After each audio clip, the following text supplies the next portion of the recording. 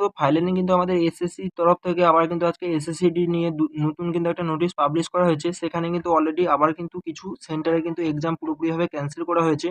তো কাদের exam cancel করা হয়েছে তোমরা কিন্তু এই ভিডিওর মাধ্যমে তোমরা অবশ্যই তোমরা জানতে পেরে যাবে।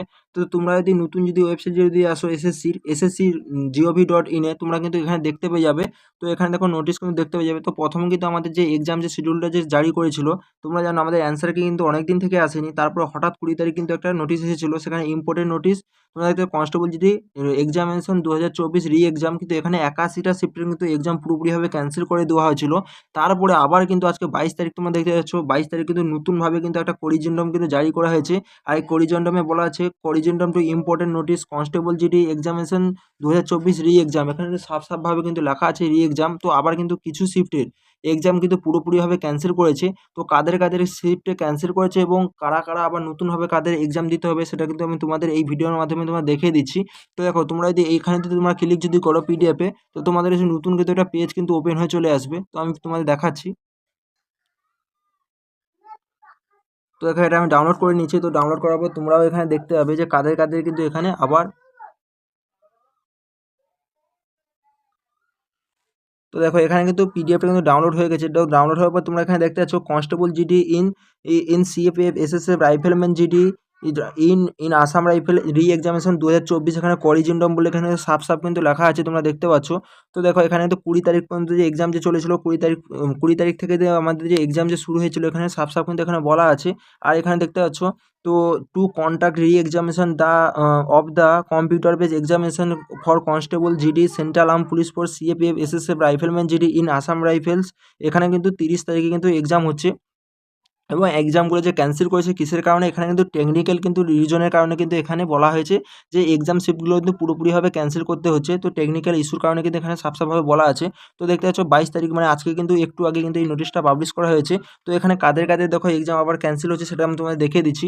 তো তোমরা যদি 20 তারিখে যদি তোমরা নোটিশটা যদি দেখো সেখানে 81টা শিফট কিন্তু ক্যান্সেল হয়েছিল। এখানে কিন্তু আরও দুটো শিফট কিন্তু পুরোপুরিভাবে ক্যান্সেল করা হয়েছে। টোটাল কিন্তু এখানে 83টা শিফট কিন্তু হয়ে গেল।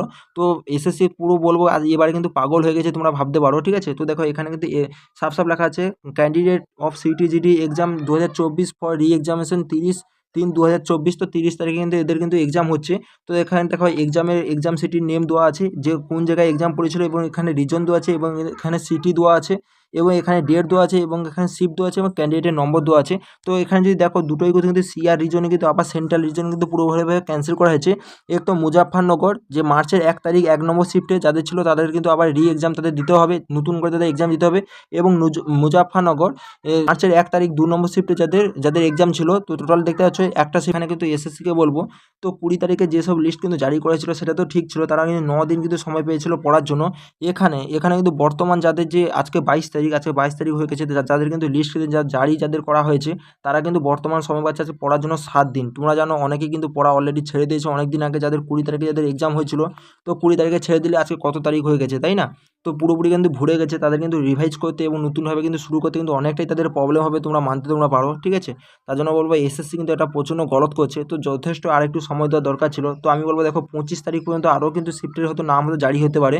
তো দেখো ওয়েস্ট বাংলার ক্যান্ডিডেটদের বলবো তোমাদের কিছু ভয় পাওয়ার দরকার নেই, আমাদের ওয়েস্ট বাংলার একটাও শিফটে কিন্তু এক্সাম ক্যান্সেল হয়নি।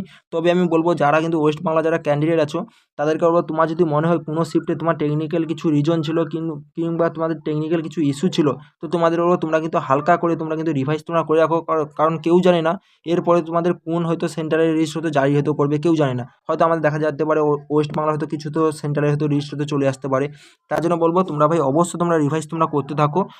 দেখো এক্সাম আমাদের ওয়েস্ট বাংলার এক্সাম ক্যান্সেল হবে সেটা আমি বলছি না, কিন্তু যদি হয়ে যায় তখন তোমরা করবে, তাই না? তো সেই কারণে বলবো তোমরা কিন্তু অবশ্যই তোমরা রিভাইজ তোমরা করতে থাকো, যাদের মনে হচ্ছে যে আমাদের শিফটে টেকনিক্যাল কিছু ইস্যু কিছু ছিল, ঠিক আছে। কেউ টেনশন করবে না ওয়েস্ট বাংলার ক্যান্ডিডেট। তো এটা কিন্তু সেন্টার রিজনে দুটো আবার পরীক্ষার লিস্ট ক্যান্সেল করা হয়েছে, তো আমাদের কিছু ক্যান্সেল হয়নি, তার জন্য কেউ টেনশন করবে না। তো চলো আজকে ভিডিওটা এই পর্যন্ত। আর যদি ক্যান্সেল হয় আমি কিন্তু আমার এই চ্যানেলের মাধ্যমে তোমাদের সর্বপ্রথম আমি জানিয়ে দেবো। অবশ্যই তোমার চ্যানেলকে সাবস্ক্রাইব করে পাশে থাকবে ডিফেন্সের এবং এসএসসির হারের আপডেট পাওয়ার জন্য। তো আজকে ভিডিওটা আমি এখানেই শেষ করছি, পরের ভিডিও দেখা হচ্ছে। জয় হিন্দ।